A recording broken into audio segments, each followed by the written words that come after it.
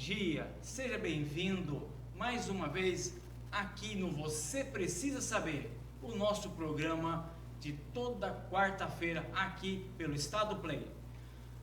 Hoje nós estamos recebendo aqui no estúdio um nome de peso por Campo Grande, Sebastião da Conceição, certo? Certo. Escritor executivo, palestrante, com uma trajetória marcante e iniciativa privada no setor público e agora à frente do Sindicato Empresarial Varejista de Campo Grande, Mato Grosso do Sul, cedido pela FEComércio.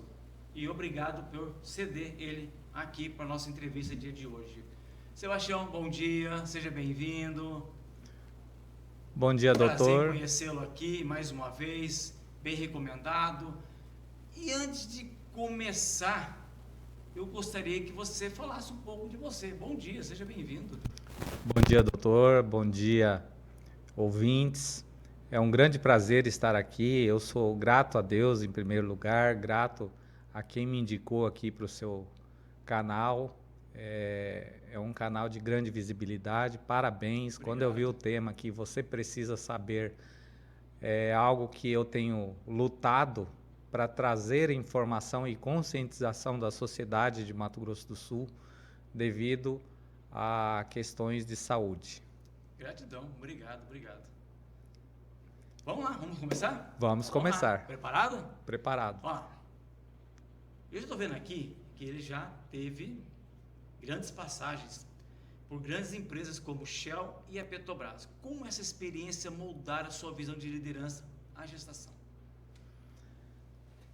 A Shell foi a principal empresa onde eu aprendi os controles de trabalho, de maneira geral, e a me comportar com o marketing pessoal. É uma empresa multinacional, uma das líderes no campo de petróleo, que foi vendida posteriormente para a Petrobras. E eu fiquei cedido, na verdade eu fiquei na Petrobras junto com a venda, onde eu passei por vários setores na parte de distribuição de petróleo, e ali eu entrei para a área comercial, onde eu trabalhei por 9 anos na parte de GLP. Então eu aprendi muito a parte comercial. A empresa, pelo porte dela, ela nos levava para outros estados para treinamentos, cursos de grandes repercussões, palestrantes reconhecidos nacionalmente e internacionalmente. Então eu tive uma escola muito exemplar. Depois disso, como eu não era concursado, os concursados que haviam passado no concurso entraram na justiça e eles conseguiram extrair quem não era concursado. Mas eu ainda fiquei lá 9 anos. E com isso, eu vim para o mercado privado, onde fui gerente de posto de combustível, grande posto aqui em Campo Grande. Já tinha um conhecimento muito grande. Já tinha. E saindo dali, eu fiz uns cursos na área de gestão pública. E entrei numa empresa que era líder em software para gestão pública. E também dava treinamentos. Na época estava se implantando o portal da transparência, a lei de acesso à informação,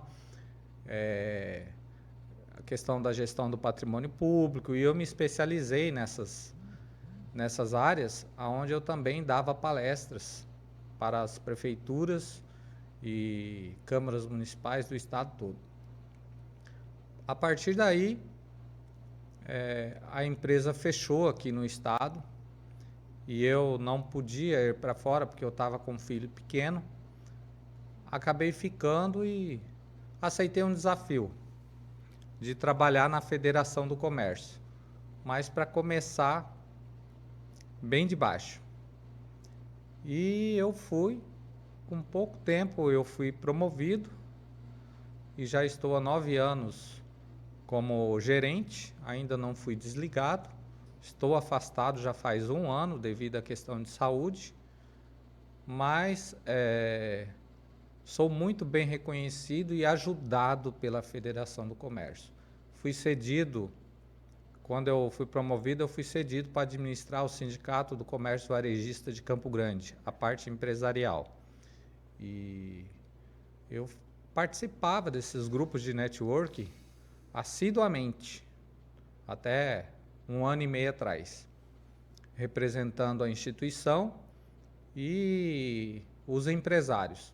Era conselheiro do município, fazia parte de 5 conselhos e ali eu debatia em nome da instituição e defendendo a classe empresarial de Campo Grande.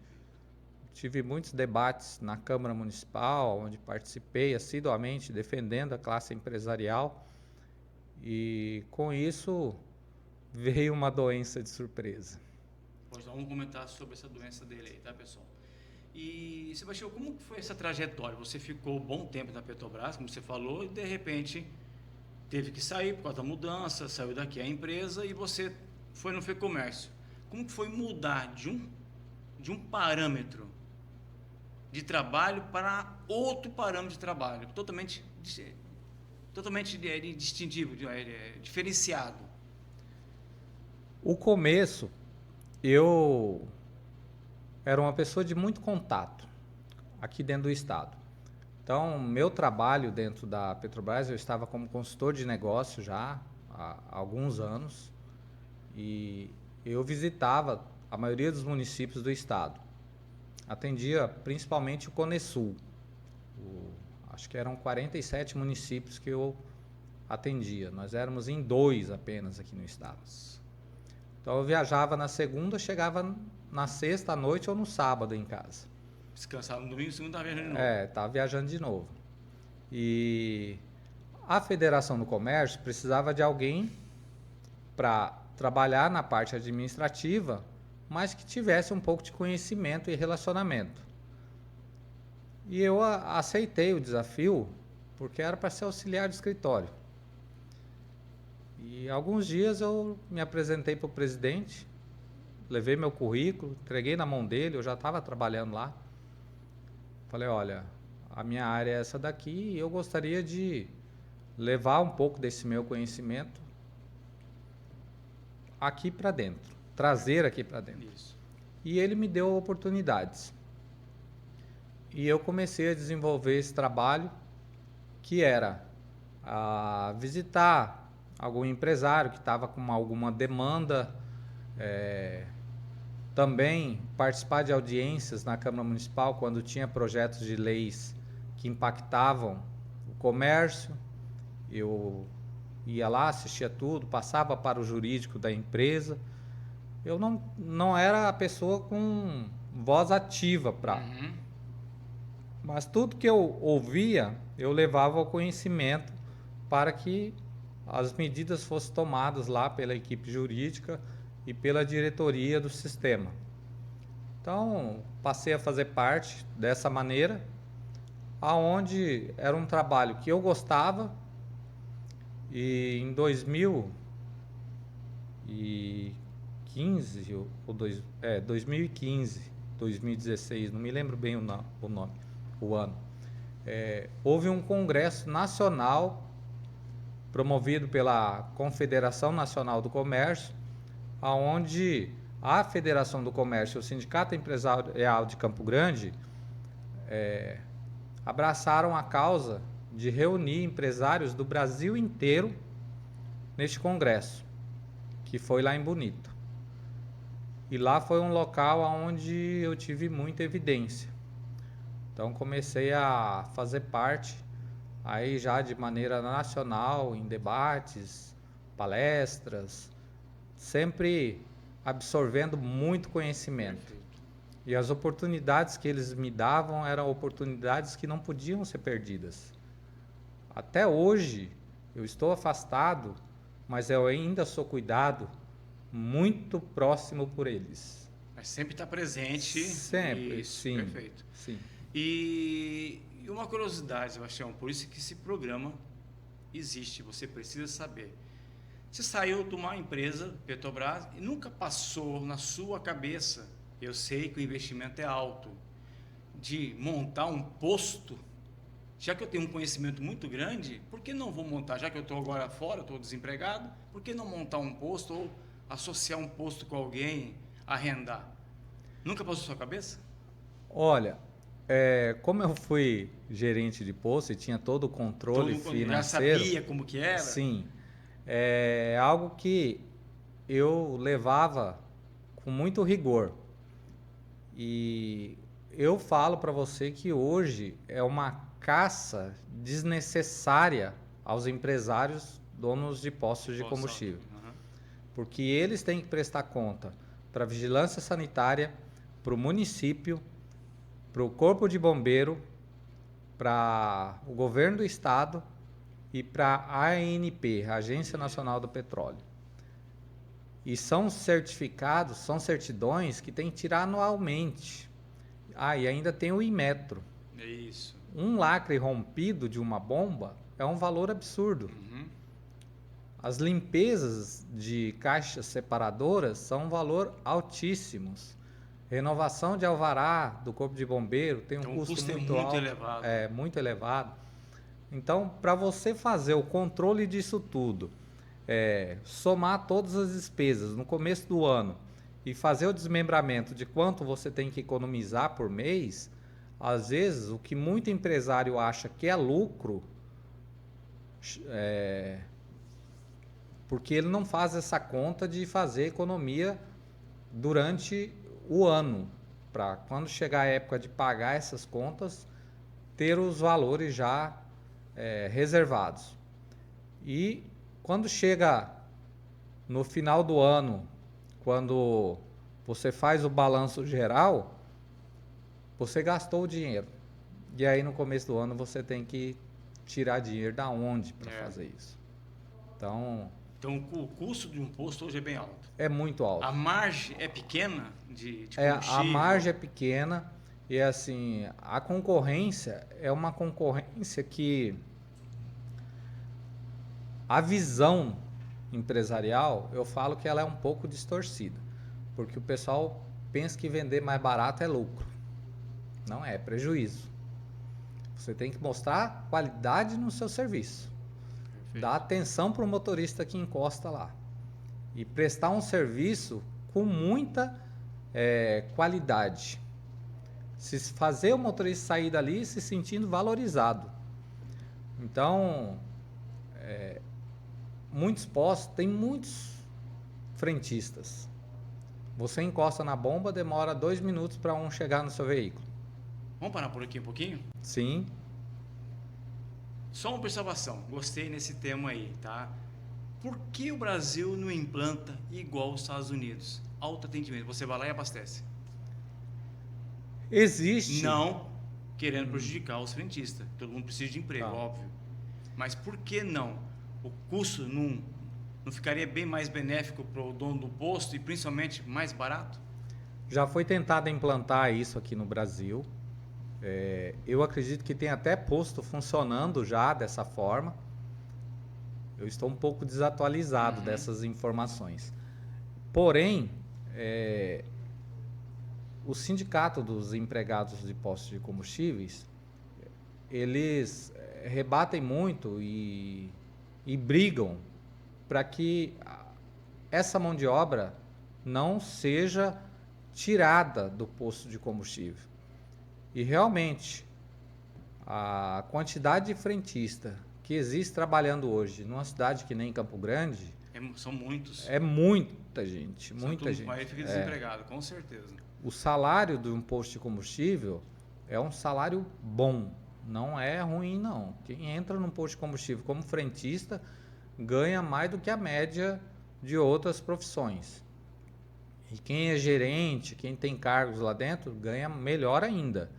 Então, são pessoas que perderiam os empregos, famílias, né, que dependem daquele sustento, e muita gente já aposentando nessa área, certeza. então seria uma mudança muito radical se fosse implantado isso assim, Aqui no país. aqui no país. Tá, então aí fica a observação para nós aqui.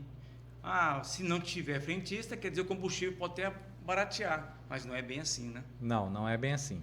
Perfeito. É Não uma é. curiosidade do nosso programa que você precisa saber, tá, pessoal? Ó, continuando. Na atuação pelo governo federal como RP e professor, qual foi o maior desafio e a maior lição sua? Primeiro é o desinteresse de quem está estudando. As grandes empresas, elas pagam cursos para, para empregados e a maioria dos empregados não frequentam esses cursos.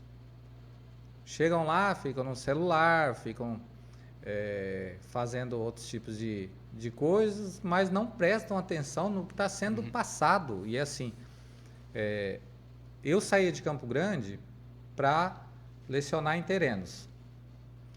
Tinha mais de 30 alunos. Chegava lá, tinha 6 na sala.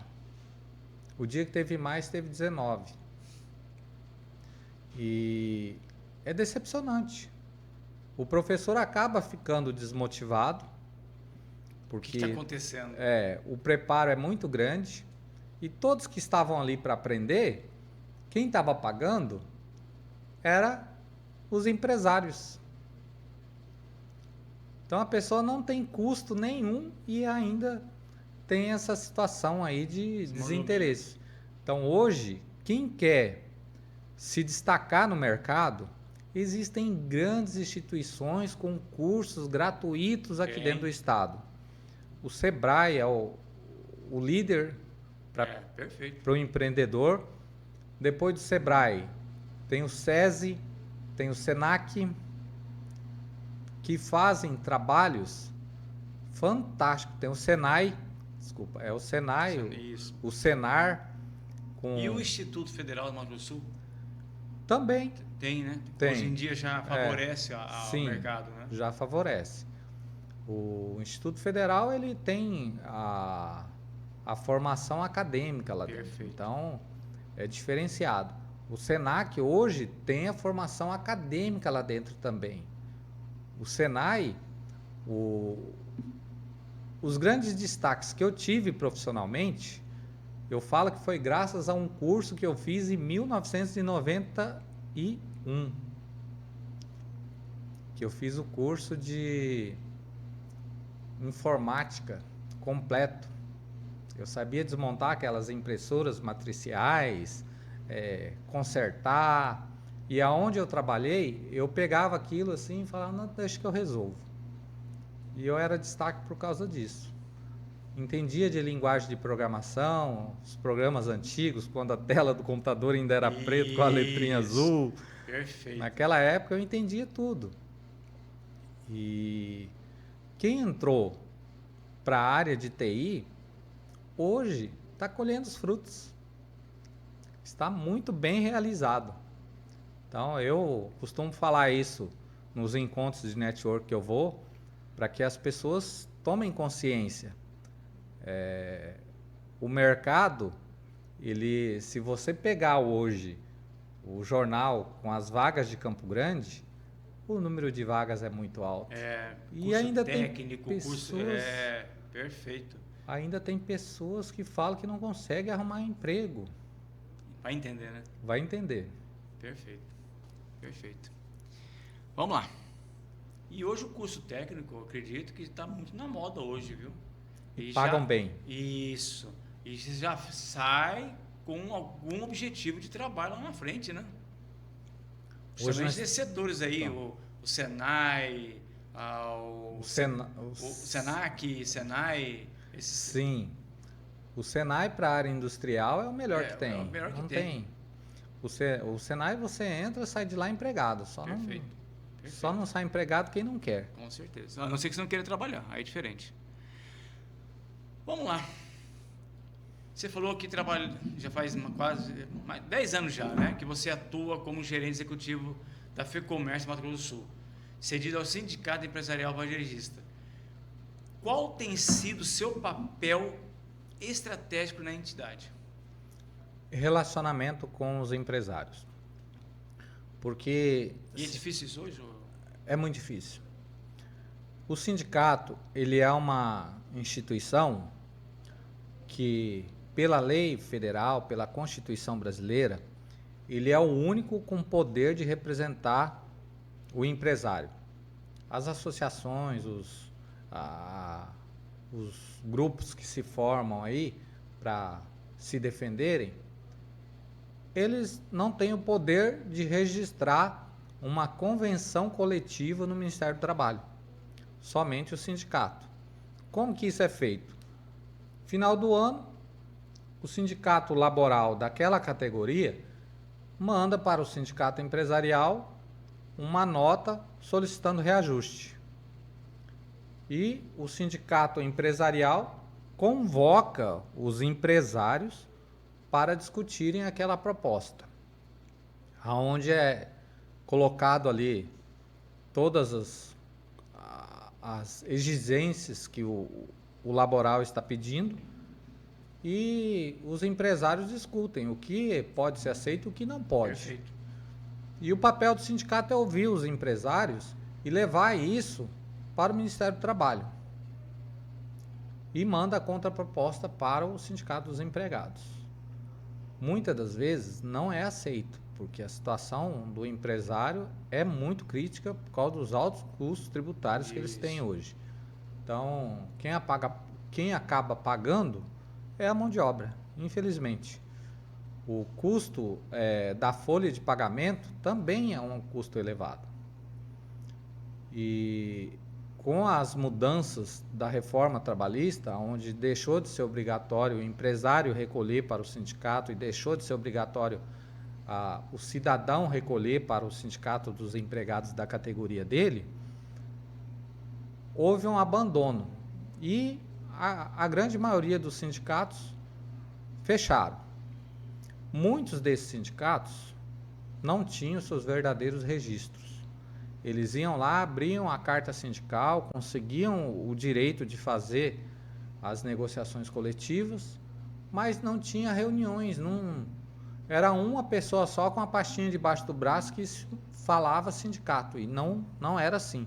Era para desviar dinheiro para política, para outros tipos de coisa. Mas existem sindicatos muito sérios. Eu conheço sindicatos muito sérios aqui dentro do estado, onde é feito investimento em prol dos empresários, onde existe aí o sistema S, o SESC, o SENAC, eles são a base sindical. A Federação do Comércio, ela está acima do sindicato.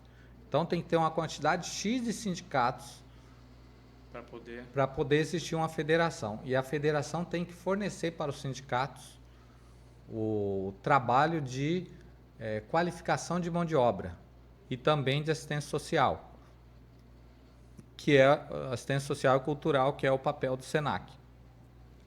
Então, vou te dar um exemplo. O SESC tem hotel em Bonito, com custo para o comerciante de Campo Grande, para os funcionários aqui de Campo Grande que são afiliados, com custo muito mais baixo do que os hotéis. Perfeito.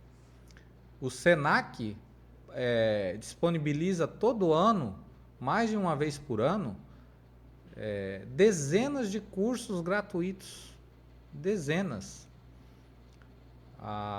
Agora que eu fiquei sabendo, está com curso na área de optometria, está com curso bem avançado na área de enfermagem, a parte tecnológica tem. A Microsoft fez uma parceria com o SENAC, tem lá dentro do SENAC essa área de robótica da Microsoft. Ele é líder nacional em qualificação de inteligência artificial. Interessante. Aqui o SENAC Hub, ele é uma maravilha. Quem tiver a oportunidade de ir lá conhecer, é muito bem atendido, eles mostram tudo. o meu livro que eu escrevi foi abraçado pela Federação do Comércio e eu fiz o lançamento lá. Então foi uma grande honra para mim ter por trás desse meu lançamento o nome dessas instituições. E o Senai é a mesma coisa, a Casa da Indústria é a mesma coisa, a parte rural com o Senar também é a mesma coisa. Eu sou encantado com o Sistema S, por tudo que eles fazem. Perfeito.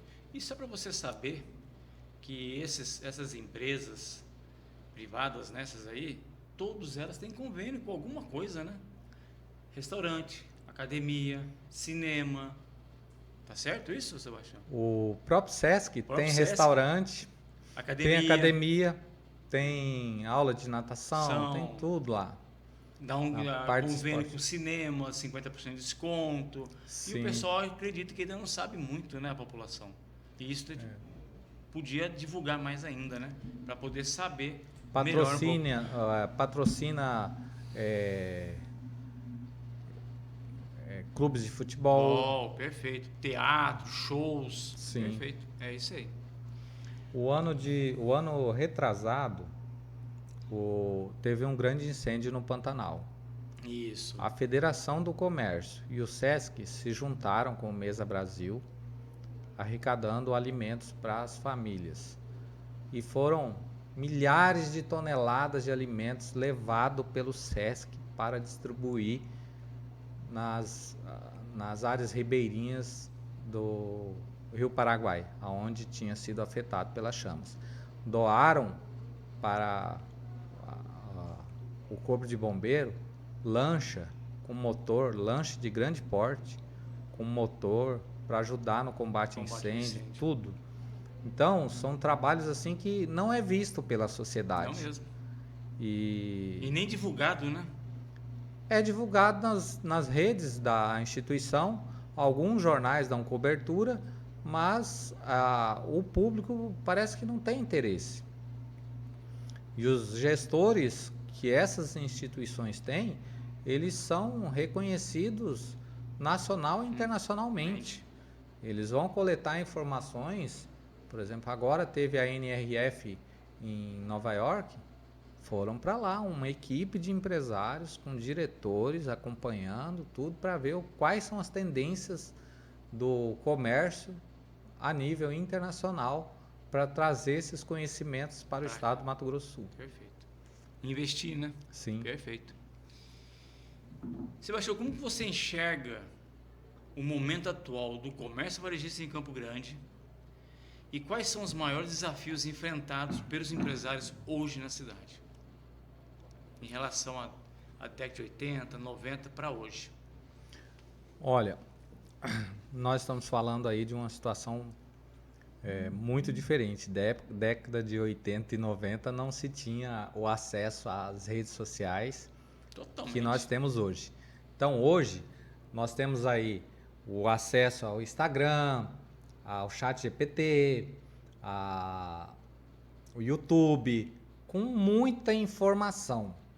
E se você tiver interesse em comercializar seu produto fora de Campo Grande, você consegue na hora fazer uma postagem, fazer um impulsionamento e o Google divulga isso para o mundo todo. Para o mundo todo. Então, essa diferença, na década de 80 e 90, você vendia para os seus vizinhos. E aqueles clientes que você pegava através de boca a boca e cartãozinho de visita, né? Cartãozinho de visita. Então, é uma diferença muito grande. Eu passei por essa experiência porque eu estava em transe na época. Eu viajava pela Petrobras. Eu levava cartão para poder usar os orelhões para ligar. Quando eu tinha que passar contrato do interior para Campo Grande, eu tinha que passar por fax. Perfeito. Hoje, você tira uma foto ali, ele já escaneia. É instantâneo. É instantâneo. Manda pelo WhatsApp, manda pelo e-mail, é instantâneo. Tudo muito rápido. Então, hoje, na parte tecnológica, o comércio ele está muito bem amparado. Na parte política, o empresário sofre. Com certeza. por causa dos altos custos. Impostos. Existem legisladores que são colocados para fazer o trabalho ali de apoio à sociedade como um todo e aos empresários também, mas eles acabam entrando lá e tendo interesse próprio. Vou te citar um exemplo.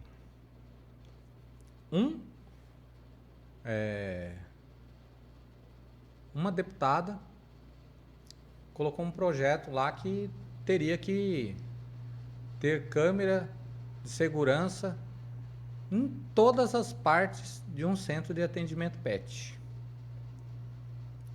Então, você pega um local onde faz tosagem, dá banho nos animais e tudo, quantas câmeras teria que ser instalado? E teria que ficar armazenado isso por 90 dias.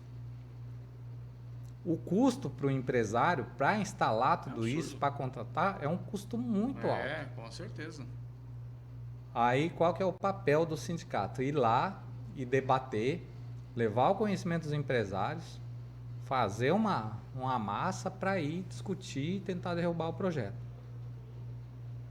Foi feito. Por que esse projeto foi colocado em discussão e já havia sido aprovado em primeira instância? Devido a ela ter levado um animal de pequeno porte e machucaram o animal. Acho que o animal brigou lá ou alguma coisa assim. E não sabe por qual motivo. E aí fez um projeto dessa forma. Outro queria aprovar um projeto de lei, que agora eu acho que foi aprovado de novo, liberando acesso ao profissional de educação física a todas as academias, porque ele poderia estar acompanhando um cliente dele. Você imagina, se vai 10 pessoas numa academia e cada um leva um personal, quantos equipamentos o dono da academia tem que ter? Quer dizer, é só uma aprovação de supérfluo, né? De vez brigar para melhorar o nosso comércio, a finalidade dos impostos, não, só coisa que aconteceu comigo, porque eu sou um deputado, agora vou implantar isso porque aconteceu com o meu cachorrinho, aconteceu com o meu isso, aconteceu com aquilo. Cada um na sua... Né? Cada um eu já saí o ano retrasado como candidato a deputado estadual. Tive um bom reconhecimento, mas eu nunca tinha me envolvido com a política antes. Política é política, viu? Tá certo. Vamos lá, vamos continuar. E quais projetos e ações destacaria como impactos positivos na sua atuação frente ao sindicato hoje? Olha, eu estou vivendo um momento de transição na minha vida, que eu não sei como que vai ficar ainda. Esse momento de transição é devido à doença e eu tive uma perícia do INSS, estou aguardando os laudos ainda, mas é algo assim que, se eu voltasse a atuar normalmente, eu ficaria no mesmo papel que eu estava à frente dos contatos empresariais para ouvir suas demandas, participar dos grupos de network, onde são debatidos aí negócios, palestras, e ouvir deles as reclamações para levar para a gente discutir a nível estadual e nacional. Porque muitos dos projetos que são feitos por um deputado federal aqui, acaba sendo copiado por outro estado. Os senadores podem pegar também, fazer isso. Então a gente tem que ter um relacionamento muito aberto com todos os políticos. Não tem bandeira A, B ou C. Exceção, não tem. E esse era o papel que eu tinha dentro da instituição. Então, meu papel, eu acredito que seria continuar nessa área, fazendo esse trabalho aí de relacionamento e buscando sempre cuidar do investidor aqui dentro do estado do Mato Grosso do Sul. Ainda mais agora com a rota bioceânica aqui. Bioceânica que, se Deus quiser, a tendência é explodir aqui. Esperamos. Só mais um detalhe aqui, Sebastião, em relação a como você atua dentro do FEComércio. O que os comerciantes hoje falam para os sindicatos e para o governo estadual em relação ao ICMS, que é o maior do Brasil? Essa é uma briga muito antiga, né? Sempre vai ser uma briga antiga. Porque já foi tentado modificar isso. Existia projetos nacionais para unificar o valor cobrado de ICMS. Então, existe uma barreira? Existe. Mas o estado do Mato Grosso do Sul é um estado que ele está em crescimento. E agora, com a rota bioceânica, que nós acabamos de falar, ele precisa melhorar muito a malha rodoviária. Com certeza, é a principal via. Então, né? E ainda fazer um trabalho em cima da malha ferroviária também. E com isso, a parte empresarial, que luta aí para redução desse ICMS, não consegue, nem com o apoio das instituições, fazer com que o governo reduza, porque ia perder muito recurso. É um recurso assim que, se falar hoje em reduzir o ICMS em um determinado produto, por exemplo, o álcool, derivados de petróleo, afetaria muito, muito os investimentos dentro do estado pelo governo do estado, porque ele abriria a mão de recursos que hoje ele está usando para fazer esses investimentos. Perfeito. Então está explicado aí, pessoal. Tá? Agora vamos falar um pouquinho da sua vida pessoal, da sua superação. E estou aqui, ganhei dele, tá? Escrito por ele, transplante de fígado, que praticamente 4 meses atrás você chegou de fazer um transplante de fígado. Exatamente. No dia 7 de conta março... isso para nós, por quê, o que aconteceu? Olha, doutor, é uma causa que eu vesti a camisa dentro do hospital, junto com os médicos que me atenderam, e tenho conseguido muito apoio nessa causa, tenho sido reconhecido. Nós tivemos aí com a publicação do meu livro sendo divulgado nas maiores plataformas digitais do estado e ainda em outros estados também, porque eu fiz esse livro, comecei com 20 dias após o transplante.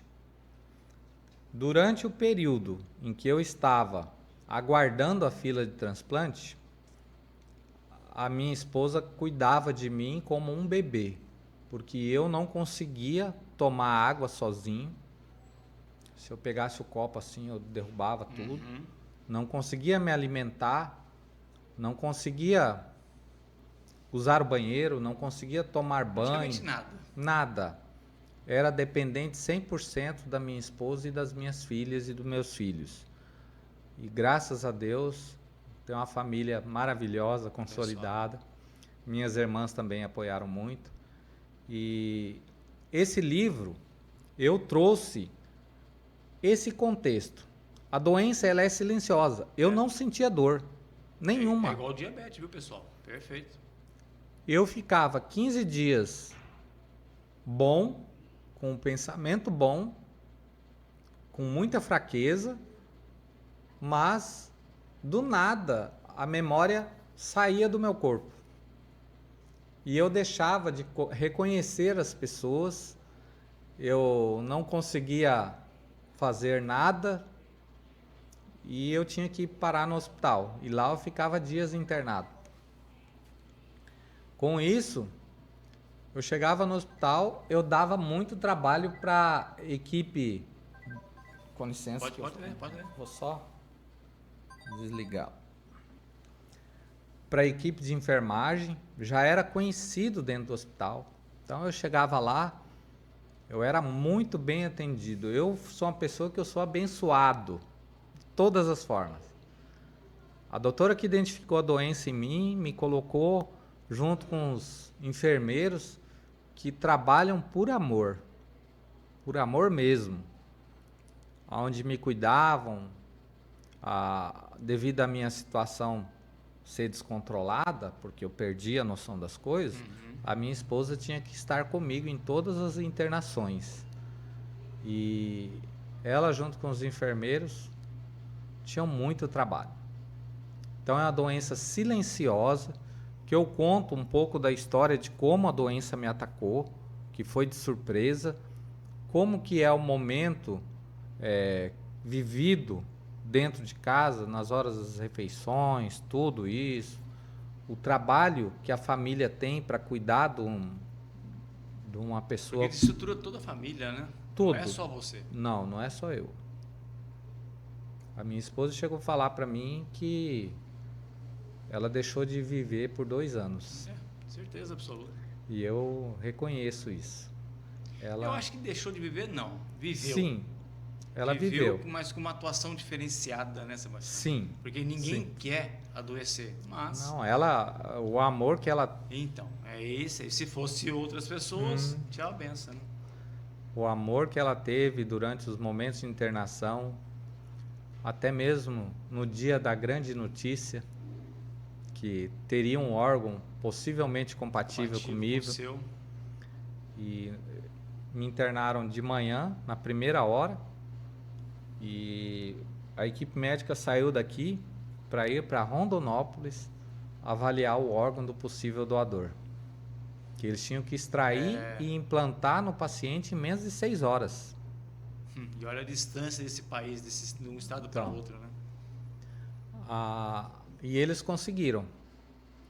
Então, conseguiram apoio aéreo, foram lá, avaliaram o órgão, e quando tiveram a certeza que era compatível, eles ligaram para o hospital e mandaram me preparar para o processo cirúrgico. Ali eu entreguei tudo nas mãos de Deus, Com porque certeza.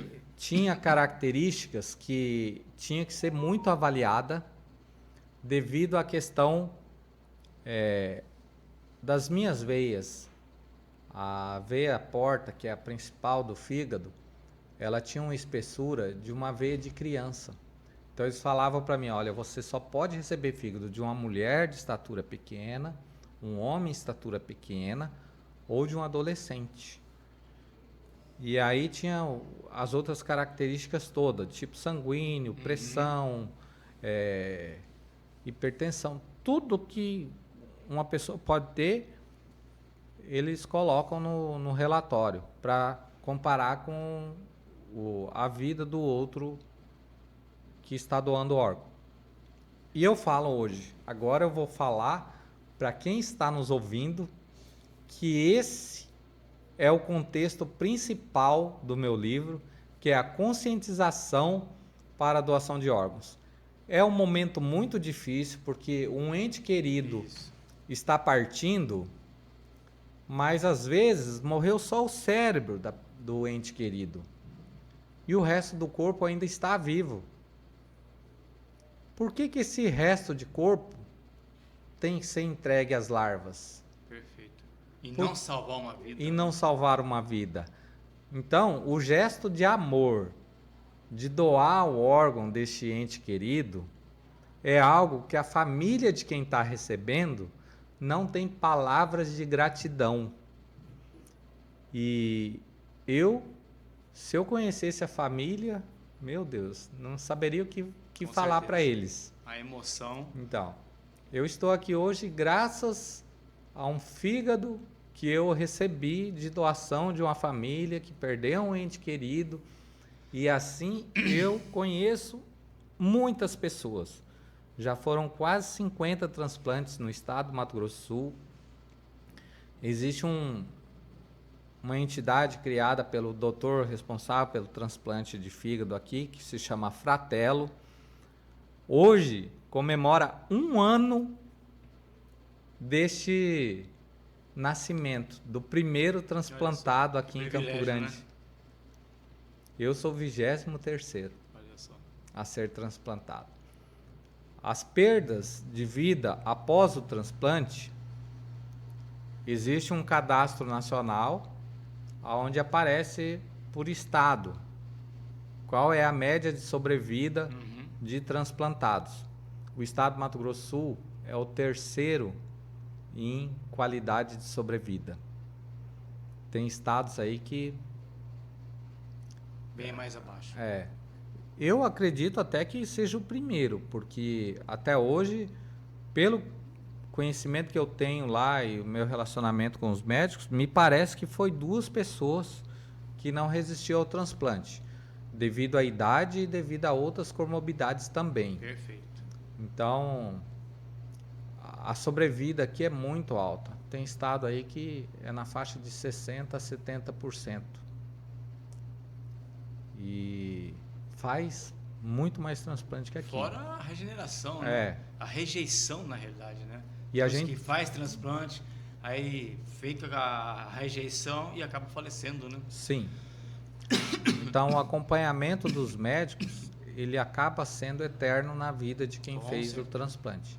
Eu hoje tenho contato, sou amigo da equipe médica. Quando eu preciso de algo, eu mando uma mensagem, na hora eles me respondem. Medicamentos, tudo. Se eu tenho uma dor de cabeça, eu tenho que mandar uma mensagem para eles falando que eu estou... A investigação é muito recente, né, Sebastião? Sim. Perfeito. E eu estou vendo aqui que você vai falar um pouco do livro que Preste vai lançar, tá? E qual que é o nome do livro? Quando será esse lançamento desse livro? Doutor, o lançamento aconteceu no dia 18 agora, ali no Senac, foi sexta-feira. Então eu já tenho o livro. Quem tiver interesse e for aqui de Campo Grande, eu consigo... Se você quiser sortear um livro desse agora para um ouvinte, pode. Eu deixo um para você aqui. É só entrar em contato com o meu Instagram aqui, ou com as redes sociais e com o próprio Estado Play. Manda para nós aqui, que nós vamos fazer essa oferta aí, com certeza. Olha, obrigado. Que bênção. Obrigado. E é bom saber, viu, que como eu sou da área da saúde, por entrevistar várias pessoas e não somente pessoas da saúde, mas é bom você ficar íntegro com a sua saúde. Perfeito. Então, neste caso meu, que é uma doença silenciosa, eu cheguei em casa e falei para minha esposa, eu estou passando mal. Ela falou, o que você tem? Eu falei assim, eu estou com muita fadiga e eu quero ir no posto medir minha pressão. Ela falou assim, se arruma que nós vamos para o hospital. Foi fazer o que no hospital? Ela falou assim, não, a gente vai lá. Chegando ao hospital... E de imediato, né? De imediato. Eu tive um mal súbito, 5 dias desacordado. Quando eu retornei, assim, eu fiquei meio perdido, porque não lembrava de nada, não reconhecia ninguém. Por sorte, eu reconheci a esposa que estava do lado. Ainda falei com ela ainda, falei assim, como que você trocou de roupa? Porque eu tinha acabado de deitar ali para mim. Uhum. E já se passou... Um pouco fora de noção, né? Nossa, e já tinha se passado 5 dias. Perfeito, perfeito. Bom, Sebastião, a conversa está muito gostosa, mas antes de nós encerrarmos, eu queria que você desse um conselho para pessoas que estão lutando pela sua saúde. Que conselho que você passa para essa pessoa? Olha, a primeira coisa é você ter fé e não desistir. Muitas pessoas que eu visitei a semana retrasada, a semana passada, falaram para mim que me viram um pouco antes do transplante e acreditavam que não iriam me ver mais. Então a situação estava muito grave e eu nunca desisti. Eu chegava ao médico, ele me dava a notícia triste e eu saía de lá cantando. Os médicos falavam assim, eu não acredito. Me mandava pro psicólogo, o psicólogo falava assim, não, eu tenho que me consultar com você. Eu falava assim, a fé, né? Falava assim, eu tenho um Deus maior. Se ele quiser me levar, a vida não é minha. É lógico. Eu não sou o dono da minha vida. E aí eu levava isso para os médicos ficavam animados. Até hoje eu chego no hospital, eu converso com todo mundo, os enfermeiros lá me recebem de braços abertos. Ontem eu passei por consulta e foi uma festa. Então, a primeira coisa é ter fé, conhecer bem o seu médico. Neste caso de fígado, o especialista que cuida disso é hepatologista. Isso. Tem gente que começa a se tratar com gastro, com clínico, Perfeito. com outras especialidades e acabam dando medicamentos errados. Não direcionado para o órgão específico. Perfeito. Exato. Tratam a cabeça achando que é um problema neural e acaba afetando o fígado. Perfeito. Tratam outros órgãos. Eu tenho um colega que estava caminhando em volta do Lago do Amor. De repente, ele sentiu gosto de sangue muito forte na boca. E aí perdeu a força. Com muita dificuldade chegou na casa dele, falou para a esposa dele. A esposa dele ligou para o gastro. Ele foi em 3 gastros diferentes. Mandaram ele para um especialista em câncer. Fizeram todas as análises e não descobriram. Aí um especialista, um hepatologista na área de fígado falou para ele, falou assim, ó, vai lá no hospital que eu vou te fazer exames. Chegou lá, constatou-se a cirrose. Aí, ó. E ele já fez o transplante, pela graça de Deus. Amém. Mas desde esse dia que ele descobriu, ele vomitava sangue com muita frequência, ele já passou a ser uma criança na vida da esposa também. Com certeza, com certeza. E fica de dica aqui para todos nós, aquele conceito de o homem ser forte o suficiente que não precisa procurar um médico. Muito pelo contrário.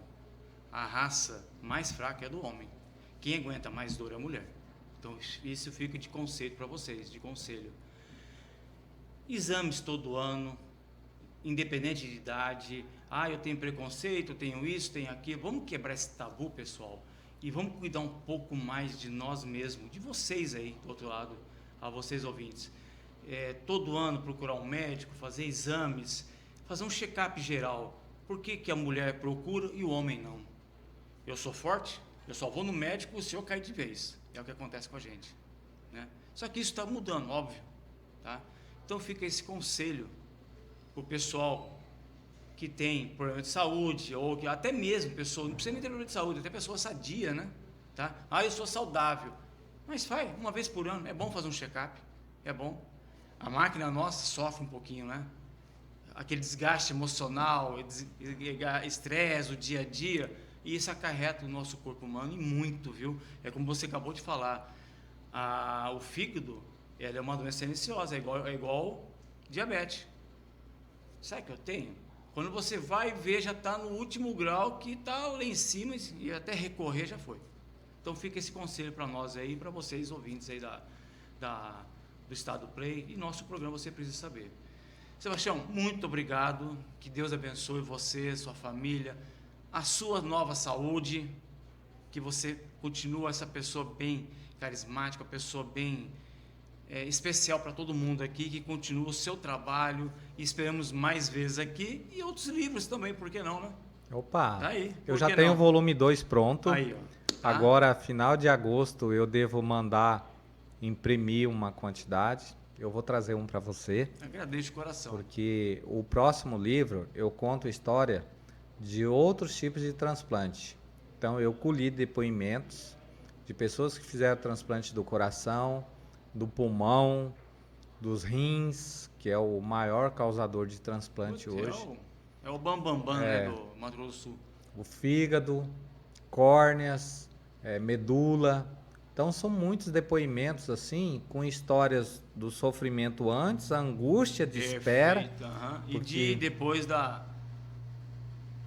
Existem muitas pessoas que são chamadas no hospital para possível transplante. Chega lá, uma vírgulazinha não dá certo e a pessoa acaba perdendo a vez.